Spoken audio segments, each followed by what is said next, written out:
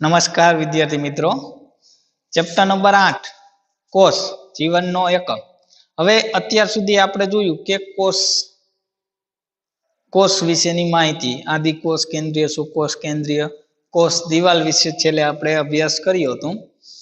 હવે આપણે આજે જોઈએ કે કોષ રસ. તો સૌપ્રથમ કે કોષ રસ વિશે જોઈએ તો માની લ્યો કે આપણે કોઈ કોષ,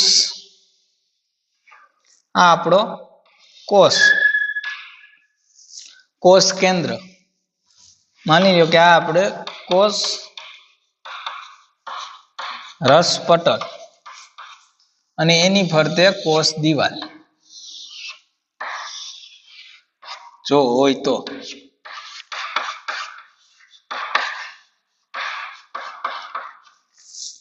હવે કોષ રસ પટલની અંદર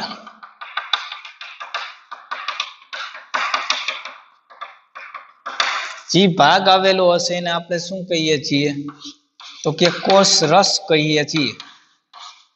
હવે કોષ રસ ની અંદર બધું જ આવેલું હશે, જેટલી અંગિકાઓ આવેલી હોય, માની લ્યો કે કણાભસૂત્ર, હરિતકણ, ગોલ્ગીકાય,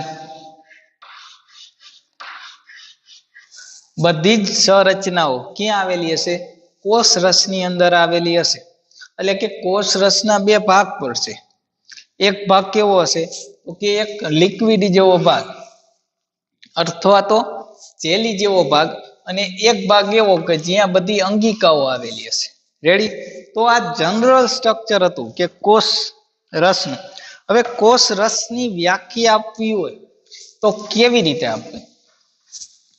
માની લ્યો કે કોષ હોય, એ કોષની અંદર આપણે અગાઉ એક શબ્દ આવ્યો તો જીવરસ. તો જીવરસ એટલે શું થાય કે જીવરસ, આપણે અગાઉ એક શબ્દ આવ્યો તો કે જીવરસ. તો જીવરસ એટલે શું થશે? એક તો કોષ રસ વધતા શું થશે? કોષ કેન્દ્ર.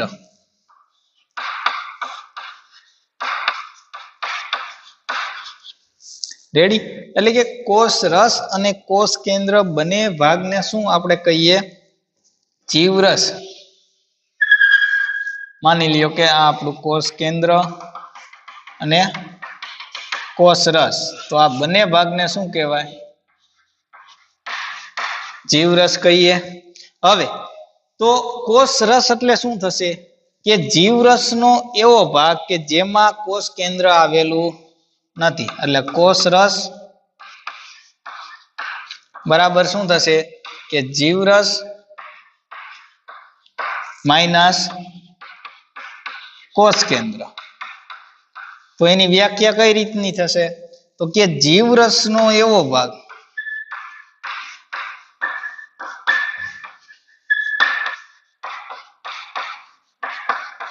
કે જેમાં શું આવેલું નથી તો કે કોષ કેન્દ્ર આવેલું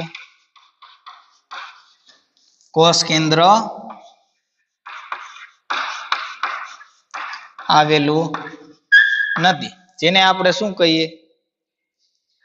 કોષ રસ કહેવામાં આવે છે. હવે આ કોષ રસની અંદર શું આવેલું હશે તો કે ઘણી બધી અંગિકાઓ અને કોષ રસ આધારક આવેલું હોય છે. એટલે કે ઘણી બધી અંગિકાઓ, દાખલા તરીકે કણાભસૂત્ર, હરિતકણ, ગોલ્ગીકાય વગેરે ઘણી બધી રચનાઓ. એટલે કે કોષ રસમાં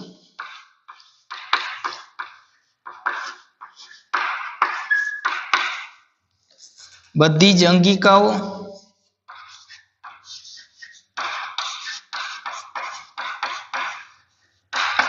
તથા બીજું શું આવેલું હશે કે જે બાકીનો ભાગ રહ્યો, કોષ અંગિકા સિવાયનો જે બાકીનો ભાગ હશે એને આપણે શું કહીએ? કોષ રસ આધારક કહીએ. એટલે કે અંગિકાઓ તથા કોષ રસ આધારક, જેને બીજા શબ્દમાં શું કહીએ? સાઇટોસોલ અથવા તો સાયટોપ્લાઝમિક મેટ્રિક્સ, સાયટોપ્લાઝમિક મેટ્રિક્સ કહેવામાં આવે છે, અથવા તો ખાલી મેટ્રિક્સ અથવા તો આધારક કહેવામાં આવે છે. એટલે કે જે જેલી જેવો ભાગ હશે, આ કેવો હશે? અર્ધપ્રવાહી ભાગ, અર્ધપ્રવાહી જેલી જેવો ભાગ હશે, જેને આપણે કોષ રસ આધારક કહેવામાં આવે છે. એટલે કે કોષ રસ ની અંદર શું આવેલું હશે? બધી જ અંગિકાઓ. હવે અંગિકાઓની અંદર શું? તો કે કણાભસૂત્ર,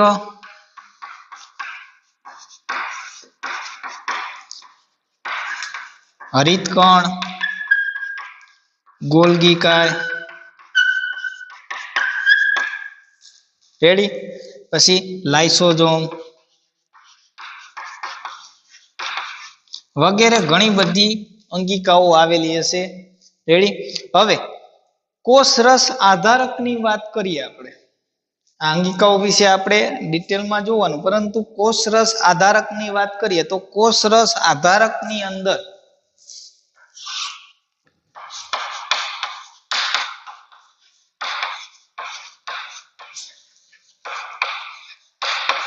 કોષ રસ આધારક, તો કોષ રસ આધારકમાં 90% ભાગ કેનો હશે? પાણીથી બનેલો હશે, અથવા તો પાણીનો હશે. 90% ભાગ કેનો હશે? પાણીનો હશે. અને એની અંદર કેવી રચના હશે? તો કે સ્ફટિકમય, સ્ફટિકમય અને કલિલમય. કેવી? કલિલમય રચના હશે. કલિલમય રચના એટલે કે દૂધ રહ્યું આપણું, એ દૂધ કેવું હશે? તો કે એક કલિલમય રચના, એટલે કે એની અંદર જેટલા પ્રોટીન્સ આવેલા હશે, શર્કરા આવેલી હશે, એ બધી કેવી હશે? દ્રાવ્ય અને અદ્રાવ્ય ઘટકોની અંદર સમાવેશ થતો હશે. પરંતુ જેટલા કલિલ દ્રવ્યો હશે એ કેવા હશે? અદ્રાવ્ય ઘટકો હશે, જેને આપણે કલિલમય ઘટકો કહેવામાં આવે છે. એટલે કે એની અંદરના ઘટકો કયા કયા હશે? અહીં આપણે લખી લઈએ કે દ્રાવ્ય અને અદ્રાવ્ય ઘટકો, અદ્રાવ્ય ઘટકોનો સમાવેશ થતો હશે. હવે ઈ ઘટકોની વાત કરીએ તો ઉદાહરણ તરીકે એક તો શર્કરા, પ્રોટીન, લિપિડ, પછી ન્યુક્લિયોઇડ,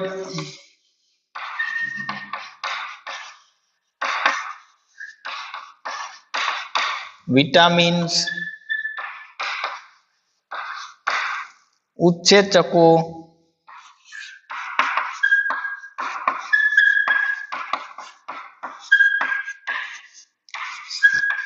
સઉત્સેચકો,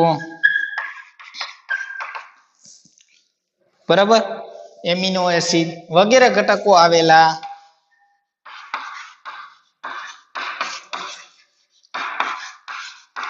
એટલે કે બધાય ઘટકો ભેગા થઈ અને શું હશે? તો કે કોષ રસ આધારકની અંદર આ બધા ઘટકોનો સમાવેશ થતો હશે. ટીઆરએનએ, આરઆરએનએ, રેડી, મુખ્ય છે કે ટીઆરએનએ.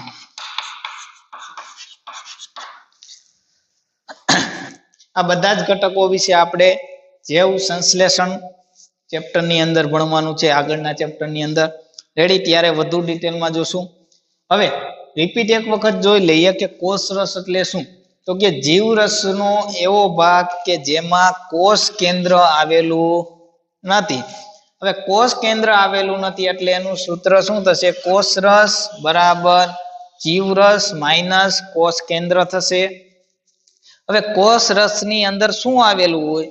તો કે બધી જ અંગિકાઓ આવેલી હશે, અને ઈ સિવાયનો જે ભાગ હશે ઈ સિવાયના ભાગને આપણે કોષ રસ આધારક કહીએ, કે જે એક જેલી જેવી રચના હશે, જેને સાઇટોસોલ અથવા તો સાઇટોપ્લાઝમિક મેટ્રિક્સ પણ કહેવામાં આવે છે. રેડી. હવે કોષ રસ આધારકની વાત કરતા હોય તો કોષ રસ આધારકની અંદર 90% ભાગ પાણીનો હશે અને કોષરસ આધારક કેવું હશે તો કે એક તો સ્ફટિકમય રચના હશે અને પાણીમાં દ્રાવ્ય ન હોય એવા કલીલ ઘટકોનું બનેલું હશે. એટલે દ્રાવ્ય અને અદ્રાવ્ય એમ બંને પ્રકારના ઘટકો એની અંદર જોવા મળતા હશે. કેવા ઘટકો? તો અહીં આપણે લખ્યું કે શર્કરા, lipid, protein, nucleotide, vitamins, amino acid, ઉત્સેચકો, સહ-ઉત્સેચકો વગેરે ઘટકો એની અંદર જોવા મળતા હોય છે. હવે એના કાર્યનું વાત કરીએ તો કે કોષ રસ કાર્યો,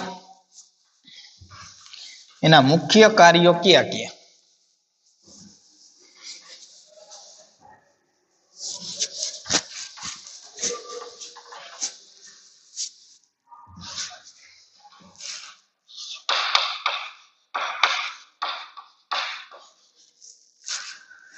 કાર્યની વાત કરીએ તો કે કોષને કાર્ય કરવા માટેના બધા જ ઘટકો પૂરા પાડે છે.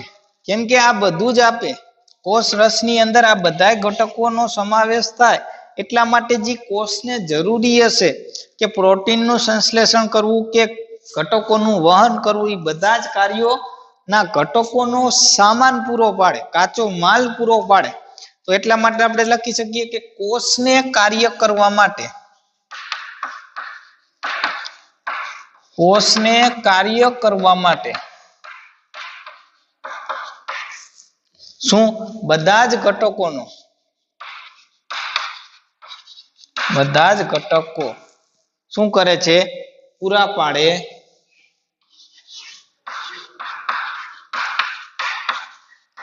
રેડી?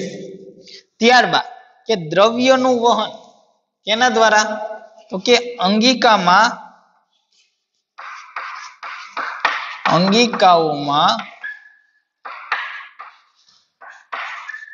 દ્રવ્યોનું વહન કરવા માટે.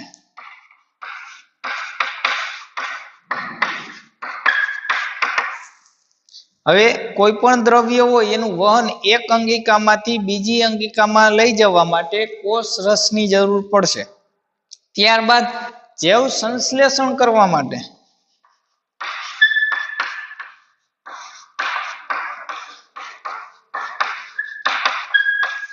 જૈવ સંશ્લેષણ, તો જૈવ સંશ્લેષણ એટલે શું? ગ્લાયકોલિસિસ ને એ બધી રચનાઓ કે જેમાં પ્રોટીનનું, વિટામિન્સનું અને બીજા ઘણા બધા ઘટકોનું શું થતું હશે? સંશ્લેષણ થશે, એટલે કે બનશે. નવા નવા જે કોષને જરૂરી ઘટકો હશે એ બધા જ ઘટકોનું શું થશે?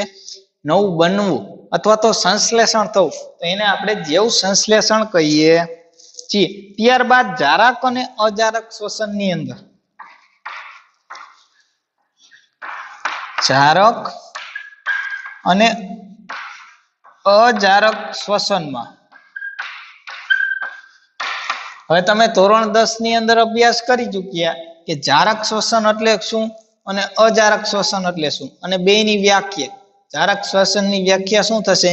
તો કે ઓક્સિજનની હાજરીમાં જે શ્વસન થતું હશે એને આપણે જારક શ્વસન કહીએ, અને ઓક્સિજનની ગેરહાજરીમાં જે શ્વસન થતું હશે એને આપણે અજારક શ્વસન કહીએ. તો અજારક શ્વસનની અંદર શું થાય? તો કે ગ્લુકોઝમાંથી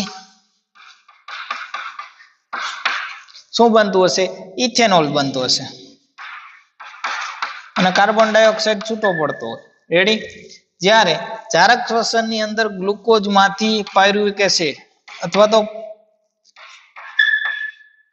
પાયરુવેટ બનતું હશે, અને એ પાયરુવેટ ક્યાં જશે? ટીસીએ સાયકલની અંદર એડ થશે અને એમાંથી ઘણા બધા ઘટકોનું નિર્માણ થતું હશે.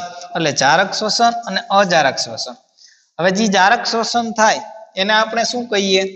ગ્લાયકોલિસિસ. ગ્લાયકોલિસિસ એટલે કે ગ્લુકોઝનું પાયરુવેટની અંદર રૂપાંતરણ થાય એને આપણે ગ્લાયકોલિસિસ કહેવામાં આવે છે. ત્યારબાદ કોષીય ભ્રમણ કરવા માટે એટલે કે દ્રવ્યોનું વહન કરવા માટે, કે જે આની અંદર આવી ગયું દ્રવ્યનું વહન માટે અથવા તો કોષીય ભ્રમણ કરવા માટે, કોષીય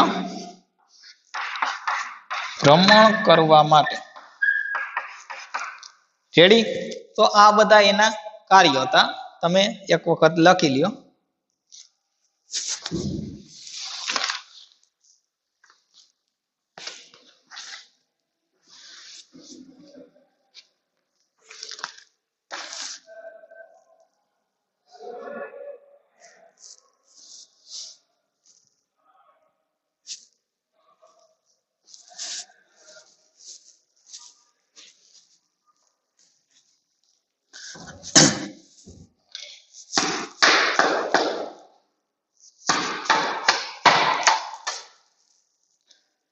રેડી। હવે આપણે જોવાનું છે અંત કોષ રસ પટલ તંત્ર।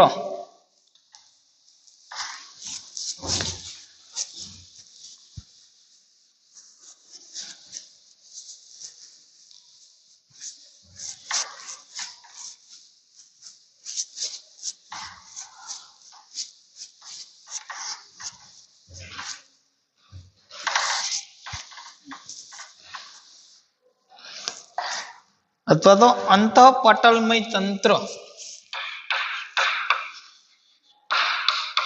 अंत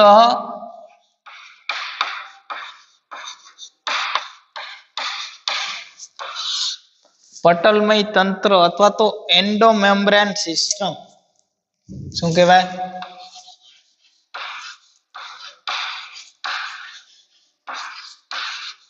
एंडोमेम्ब्रेन सिस्टम। रेडी। तो कोषमानी बधी ज अंगिकाओ એટલે કે કોષની અંદર અથવા તો કોષ રસની અંદર જેટલી બધી અંગિકાઓ આવેલી છે એ તેઓની રચના અને એના કાર્યોની દ્રષ્ટિએ કેવી હશે? અલગ અલગ હશે। કેમ કે બધી જ અંગિકાઓ પોતાના અલગ અલગ કાર્યો અને પોતાનો દેખાવ અથવા તો એનું કદ એની રચના કેવી હશે? અલગ અલગ હશે। તો આ બધી જ રચનાઓનો જે સમન્વય કરીએ એટલે કે ભેગી કરીએ તો ઈ આખી ભેગી કરી અને જે તંત્રની રચના થાય એને શું કહેવાય? અંતઃપટલમય તંત્ર કહેવાય છે અથવા તો એન્ડોમેમ્બ્રેન સિસ્ટમ કહેવાય છે। કે કોષમાંની બધી જ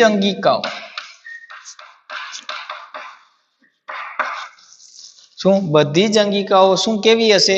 તો કે તેઓની રચના બધી જ અંગિકાઓની રચના અને કાર્યની દ્રષ્ટિએ અલગ અલગ જોવા મળતી હશે। અલગ અલગ અથવા તો વિભિન્ન હોય છે।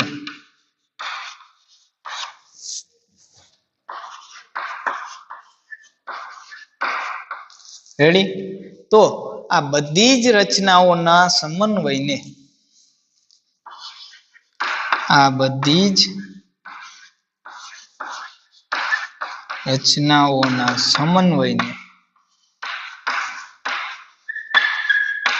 શું કહેવાય? તો કે અંતઃપટલમય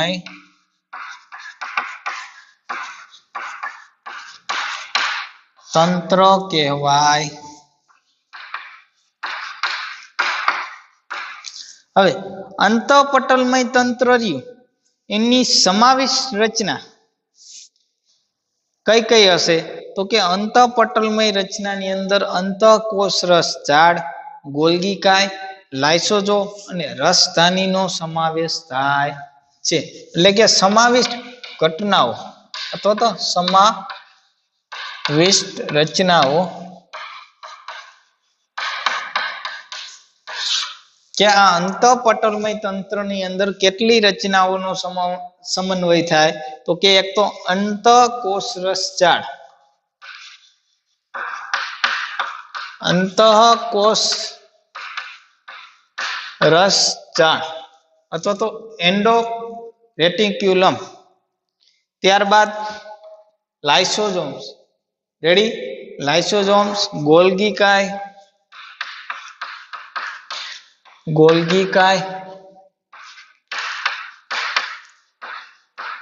લાઇસોઝોમ અને રસધાની નો સમાવેશ થાય છે કેની અંદર તો કે એન્ડોમેમ્બ્રેન સિસ્ટમ અથવા તો અંતઃપટલમય તંત્ર રહ્યો એની અંદર આટલી રચનાઓનો સમાવેશ થાય છે બાકીની જે રચનાઓ રે કે જે સમાવિષ્ટ થતી નથી સમાવિષ્ટ ન થતી રચનાઓ તો એની અંદર બાકીની બધી જ રચનાઓ આવી જાય દાખલા તરીકે કણાભસૂત્ર હરિતકણ પેરિક્સિઝોમ કણાભસૂત્ર હરિતકણ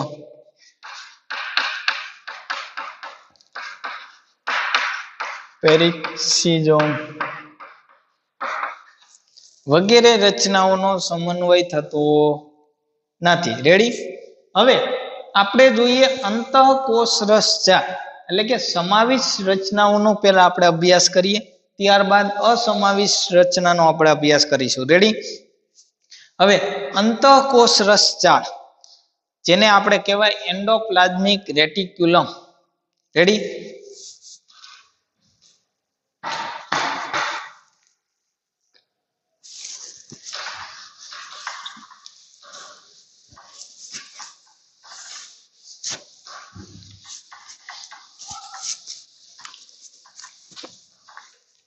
શું જોઈએ કે સમાવિષ્ટ રચનાઓ એમાં પેલું શું તો કે અંતઃકોષ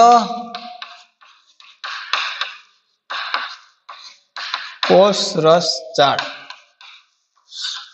અથવા તો એન્ડોપ્લાઝમિક રેટિક્યુલમ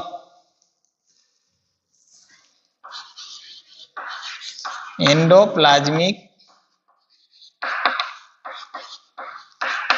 રેટિક્યુલમ અથવા તો શોર્ટ ફોર્મ એનું શું થશે તો કે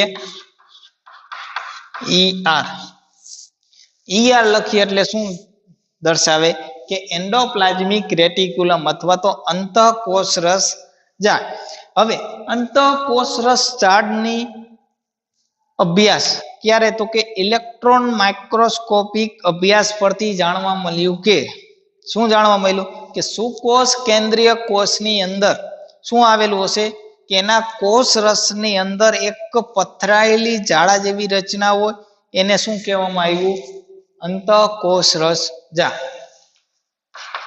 તો કે ઇલેક્ટ્રોન માઇક્રોસ્કોપી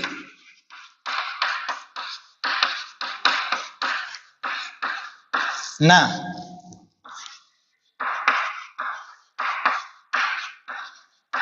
અભ્યાસ પરથી જાણવા મળ્યું કે કેની અંદર તો કે સુકોષ કેન્દ્રીય સજીવની અંદર સુકોષ કેન્દ્રીય કોષમાં કોષ રસની અંદર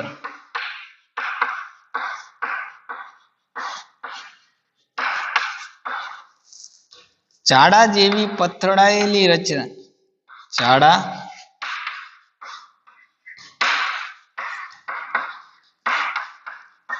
પથરાયેલી રચનાને શું નામ આપવામાં આવ્યું અંતઃકોષ રસજાળ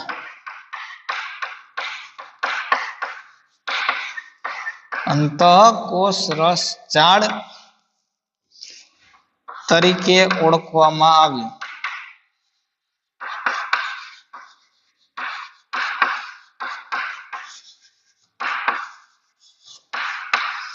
રેડી હવે એની સૌપ્રથમ શોધ કેને કરી હતી કે પોટર ક્લાઉડ અને ફ્યુમેલને કરી હતી ત્રણ સાયન્ટિસ્ટે આ અંતઃકોષ રસજાળની રચના અથવા તો એનું અવલોકન કર્યું હતું જે આપણે પાછળ જોઈએ હવે આ અંતઃકોષ રસજાળ રે એના બે ભાગ પાડવામાં આવે કે એના પ્રકાર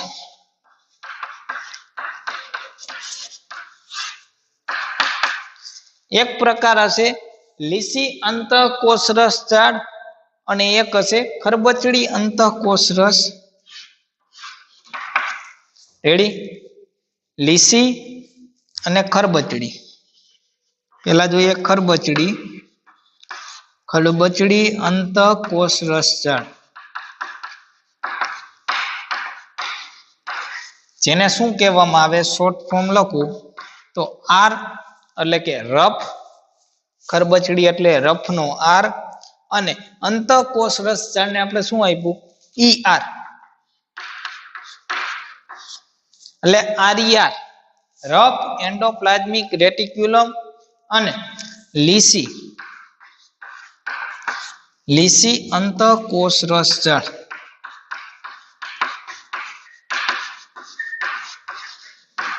હવે લીસી હોય એને આપણે શું કહીએ, સ્મૂથ એટલે કે એસ, અને ઈ આર.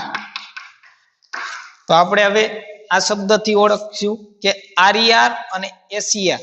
એટલે આરઈઆર જ્યારે શબ્દ લખવામાં આવે અથવા તો બોલવામાં આવે ત્યારે શું આપણે સમજવાનું કે ખરબચડી અંતઃકોષ રસજાળ વિશેની વાત કરીએ, અને એસઈઆર વિશેની વાત થતી હોય ત્યારે સમજવાનું કે લીસી અંતઃકોષ રસજાળ એટલે કે rough endoplasmic reticulum and smooth endoplasmic reticulum. Ready?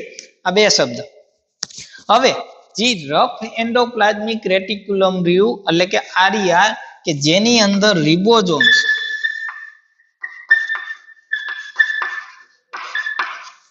આવેલા હોય છે,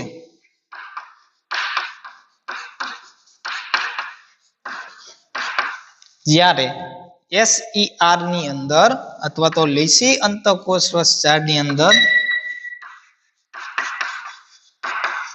રિબોઝોમ્સ આવેલા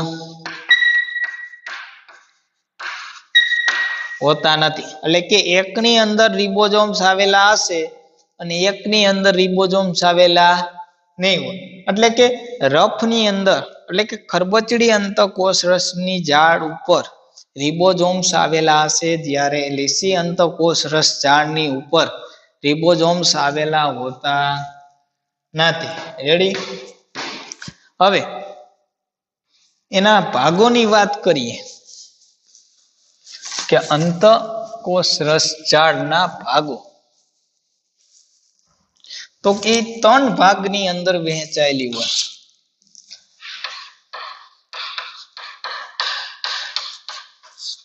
પહેલો ભાગ છે એનો સિસ્ટર્ની,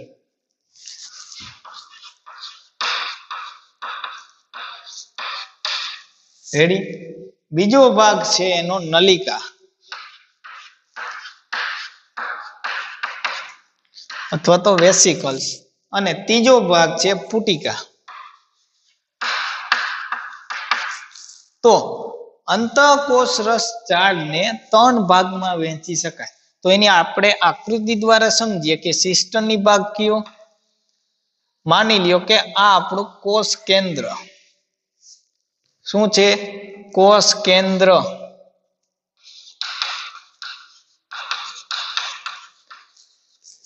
હવે કોષ કેન્દ્રની ફરતે શું આવેલું હશે?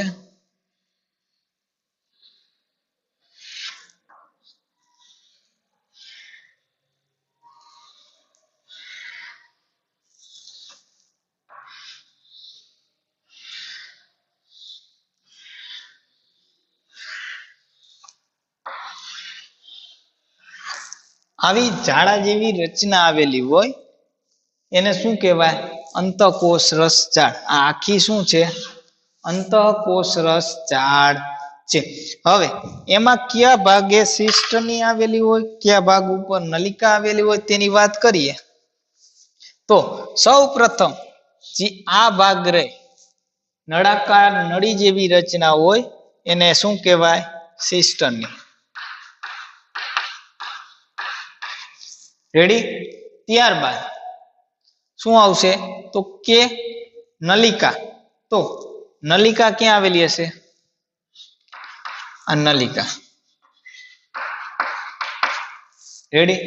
અને પુટિકા. તો પુટિકા રહે એ એની સાઈડ ની અંદર આવેલી હોય છે, કે અહીંયા સાઈડ માંથી એની પુટિકાઓ આવેલી હોય છે, એટલા માટે આપણે અહીંયા દર્શાવતા નથી. રેડી? હવે સિસ્ટરની રહ્યો એ સિસ્ટની કેવી રચના છે તો કે આ એક કોથળી જેવી રચના છે રેડી એટલે કે સિસ્ટરની રહી એ કોથળી જેવી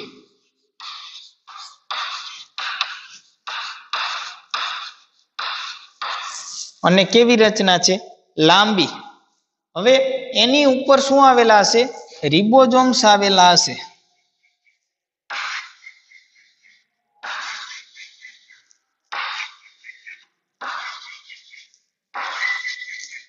હવે જેટલા ભાગની અંદર રિબોઝોમ્સ આવેલા હોય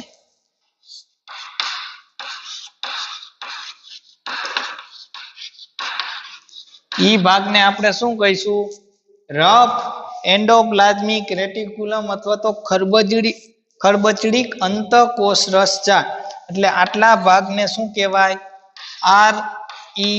RER અને બાકીના ભાગમાં કે જ્યાં રિબોઝોમ્સ આવેલા નથી ઈ ભાગને SCR કહેવામાં આવે છે એટલે કે સ્મૂથ એન્ડોપ્લાઝમિક રેટિક્યુલમ રેડી ત્યારબાદ હવે નલિકા વિશે જોઈએ કે નલિકા પણ શું છે એક લાંબી રચના છે આ લાંબી રચના અને બીજું શું છે તો કે એની અંદર રિબોઝોમ્સ આવેલા નથી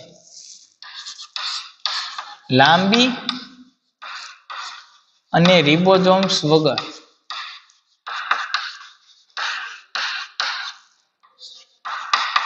વગરની રચનાને શું કહેવાય પુટિકા કહેવામાં આવે નલિકા કહેવામાં આવે છે ત્યારબાદ પુટિકા તો પુટિકા કેવી છે તો કે અંડાકાર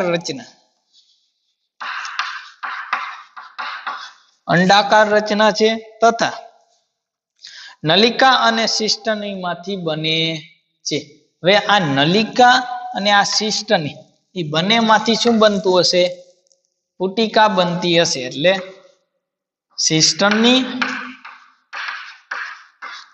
અને નલિકામાંથી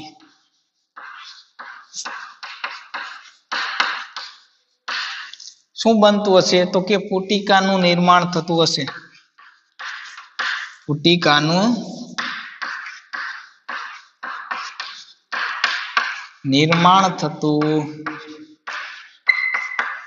હશે રેડી તો આના ભાગો હતા કે 3 ભાગમાં વિભાજિત થઈ જાય કે એક તો સિસ્ટરની ત્યારબાદ નલિકા અને ત્યારબાદ પુટિકા રેડી હવે આપણે SER અને RER કે ખરબચડી અને લીસી અંતઃકોષરસ જાળ વિશેના કાર્યો જોઈએ તો એ બંનેના કાર્યો શું એ પહેલા આ નોટ ડાઉન કરી લ્યો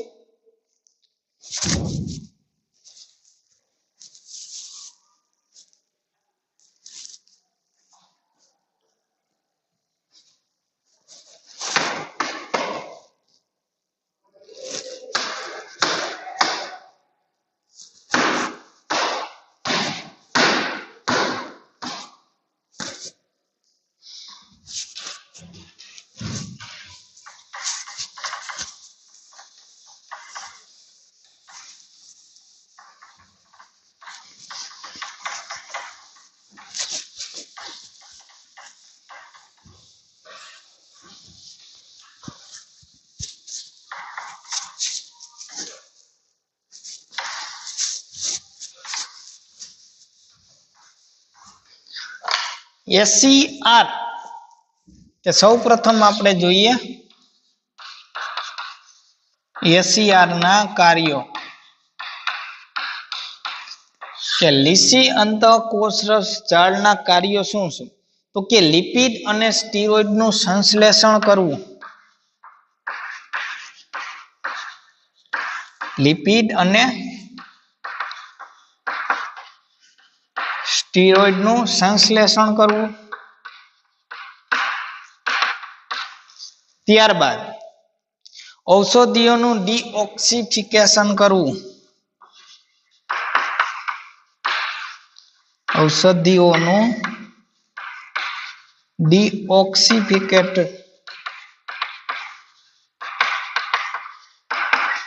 ડીઓક્સિફિકેશન કરવું એટલે કે બિનઝેરી બનાવવું જે આપણે દવાઓ લઈ એ દવાઓને એની અસરને કેવી કરશે? બિનઝેરી કરશે, એટલે આપણા શરીરની અંદર કોઈ પણ પ્રકારનો ચેન્જ ન થાય અથવા તો ઈ ઔષધિના કારણે આપણા શરીરને કોઈ પણ પ્રકારનું નુકસાન ન થાય એના માટે ડીઓક્સિફિકેશન કરાવવામાં આવે. એ કેના દ્વારા થાય? તો કે સ્મૂથ એન્ડોપ્લાઝમિક રેટિક્યુલમ દ્વારા થાય છે. ત્યારબાદ સ્નાયુઓનું સંકોચન. સ્નાયુઓના સંકોચન વખતે જે Ca+2 આયન મુક્ત થાય એ Ca+2 આયનને મુક્ત કરવાનું કાર્ય પણ કોણ કરે? તો કે લિસિક અંતઃકોષરસ જાળ કરે છે. ત્યારબાદ આરઈઆરની નિપજોને એટલે કે રફ એન્ડોપ્લાઝમિક રેટિક્યુલમની જે નિપજો હશે એ નિપજોને શું કરતું હશે? તો કે એસીઆર દ્વારા, આના દ્વારા શું થતું હશે? એસીઆર દ્વારા શું કરવામાં આવે? તો કે ગોલ્ગી કાય તરફ અથવા તો ગોલ્ગી પ્રસાધન તરફ, ગોલ્ગી તરફ શું કરવામાં આવે? ગોલ્ગી કાય તરફ મોકલવામાં આવે છે.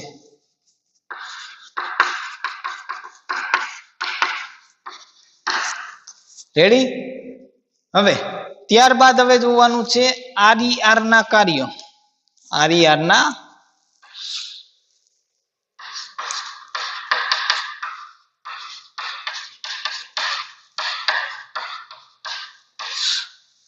હવે આરઈઆર શું કરે છે? તો કે પ્રોટીનનું સંશ્લેષણ,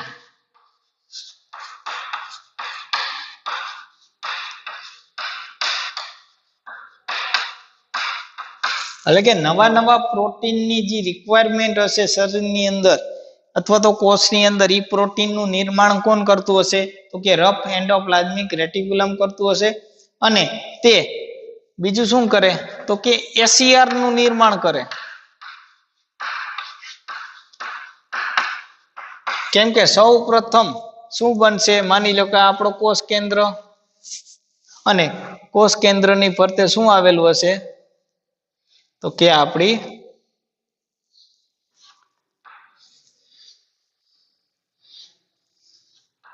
અંતઃકોષરસ જાળ. તો સૌ પ્રથમ પહેલા કોષ કેન્દ્રની ટચમાં જે ભાગ હોય એ ભાગને આપણે શું કહીએ? તો કે આરઈઆર ભાગ કહીએ. અને ત્યાર પછીના ભાગને આપણે એસીઆર કહીએ. હવે આરઈઆર માંથી શું થાય છે? એસીઆર નું નિર્માણ થાય છે. અને બીજો એના કાર્યો શું? તો કે ગોલ્ગી બોડીના ઉત્સેચકોના પૂર્વ ઉત્સેચકો બનાવવા, એટલે કે જે ગોલ્ગી કાર્યો અથવા તો ગોલ્ગી પ્રસાધન માં જેટલા ઉત્સેચકો હશે એ ઉત્સેચકો સૌપ્રથમ ક્યાં બનશે? તો કે આરઈઆર ની અંદર બનશે. એટલે કે ગોલ્ગી પ્રસાધનના ઉત્સેચકોના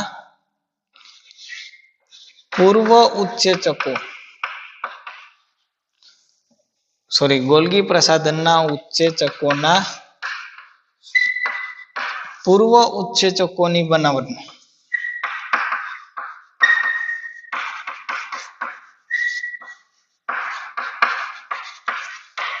રેડી? તો આ એસીઆર અને આરઈઆર ના કાર્યો હતા. હવે થોડુંક આપણે ડિટેલમાં જોઈએ કે અંતઃકોષરસ જાળ. તો સૌ પ્રથમ એની શોધ કેને કરી હતી? તો કે પોર્ટર ક્લાઉડ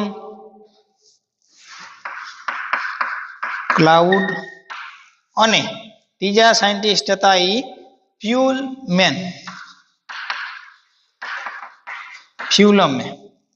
કેની? તો કે અંતઃકોષરસ ઝાડની સૌ પ્રથમ અવલોકન કર્યું હતું. હવે અંતઃકોષરસ ઝાડ રહી એ અંતઃકોષરસ ઝાડ ની સિસ્ટમના અંદરના અવકાશ, હજી આ અવકાશ રહ્યો, આ અવકાશ, એ અવકાશને શું કહેવામાં આવે? તો કે લ્યુમિનલ કહેવામાં આવે. અંત ER ની અંદર આવેલ સિસ્ટરની ના અવકાશને શું કહેવાય? લ્યુમિનિલ કહેવામાં આવે છે, અથવા તો લ્યુમિનલ કહેવાય. રેડી? લ્યુમિનલ કહેવાય. ત્યારબાદ હવે આ અંતઃકોષરસ ઝાડ રહી એ કેની અંદર જોવા મળતી નથી? સુકોષ કેન્દ્રીય કોષો રહ્યા એની અંદર આપણે વાત કરી કે સુકોષ કેન્દ્રીય કોષોની અંદર જે ઝાડા જેવી રચના છે એને આપણે શું કહીએ? તો કે અંતઃકોષરસ ઝાડ કહીએ. પરંતુ સુકોષ કેન્દ્રીયના અમુક કોષોની અંદર તેનો અભાવ હોય છે. એ અભાવ ક્યાં ક્યાં? તો કે અંડકોષ,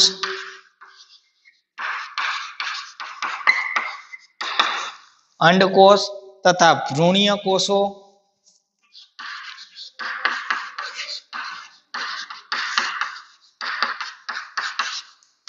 RBC વગેરે કોષોની અંદર અંતઃકોષરસ ઝાડનો શું હશે? કોષોમાં અભાવ. અંતઃકોષરસ ઝાડનો શું હશે? અભાવ હશે. હવે પ્લાઝ્મામાંથી પસાર થતી ER ને ડેસોમોટ્યુબલ કહેવાય છે. રેડી? હવે સાર્કોપ્લાઝમિક, હવે અંતઃકોષરસ ઝાડના થોડાક રૂપાંતરોની વાત કરીએ કે એના રૂપાંતરણો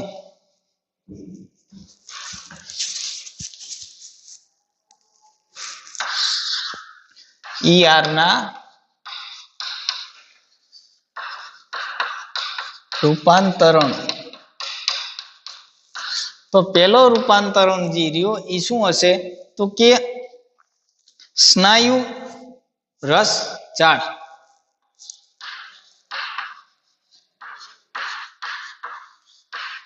જેમ કોષની અંદર આવેલું હોય એને આપણે શું કહીએ? કોષરસ કહીએ. અને સ્નાયુની અંદર આવેલું હોય તો એને સ્નાયુ રસ, અથવા તો બીજું શું કહેવાય? તો કે સાર્કોપ્લાઝમિક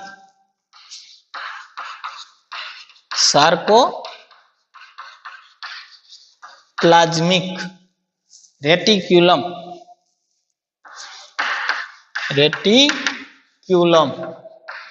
અથવા તો SR કહેવાય છે. હવે આ SR નું મુખ્ય રૂપ શું? કે જ્યારે સ્નાયુનું સંકોચન થતું હોય, માની લ્યો કે આપણા સ્નાયુની અંદર જ્યારે સંકોચન થતું હશે ત્યારે Ca+2 આયનને શું કરવામાં આવે? મુક્ત કરવામાં આવે. તો એ મુક્ત કરવાનું કામ કોણ કરે? સ્નાયુ રસ ઝાડ અથવા તો સાયકોપ્લાઝમિક રેટિક્યુલમ કરે છે. એટલે કે રેખિત સ્નાયુ અથવા તો હૃદ સ્નાયુની અંદર, કે જે તમારે આગળ દેહ ધાર્મિક ના ચેપ્ટરો છે એની અંદર આપણે અભ્યાસ કરવાનો છે કે રેખિત સ્નાયુ તથા હૃદ સ્નાયુમાં આવેલી અંતઃકોષરસ ઝાડને શું કહેવામાં આવે? સ્નાયુ રસ ઝાડ કહેવામાં આવે, અથવા તો સાર્કોપ્લાઝમિક રેટિક્યુલમ કહેવામાં આવે છે. કેની અંદર? તો એક તો રેખિત સ્નાયુ તથા હૃદ સ્નાયુ માં આવેલી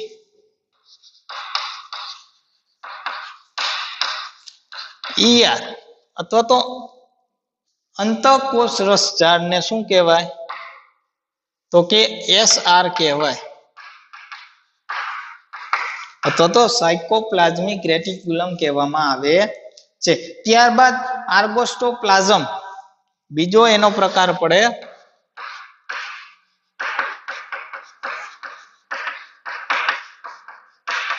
આર્ગોસ્ટોપ્લાઝમ.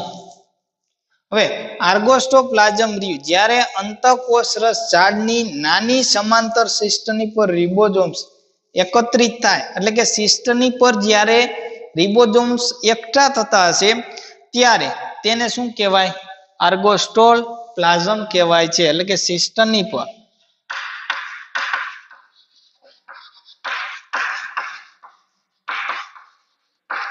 રિબોઝોમ્સ એકત્રિત થાય તો તેને શું કહેવાય? આર્ગોસ્ટોપ્લાઝમ કહેવામાં આવે છે. ત્યારબાદ માઇસેલોઇડ બોડી અથવા તો મજ્જાપિંડ,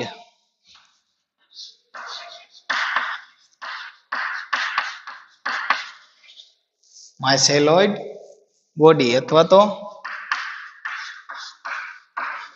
મજ્જાપિંડ. તો મજ્જાપિંડ ની અંદર કે રેટિનાના રંજક દ્રવ્ય એટલે કે આંખની અંદર જે રેટિના આવેલું હશે એ રેટિનાના જે રંજક દ્રવ્ય હશે એ રંજક દ્રવ્ય યુક્ત અધિચ્છદમાં જોવા મળતી લીસી અંતઃકોષરસ જાળને શું કહેવામાં આવે?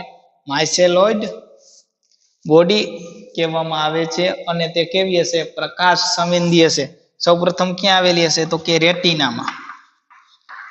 રેટિનામાં આવેલી હશે. રેટિના ક્યાં આવેલું હશે? આંખની અંદર આવેલું હશે.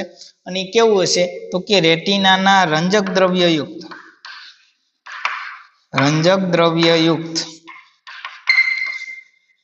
અધિચ્છદમાં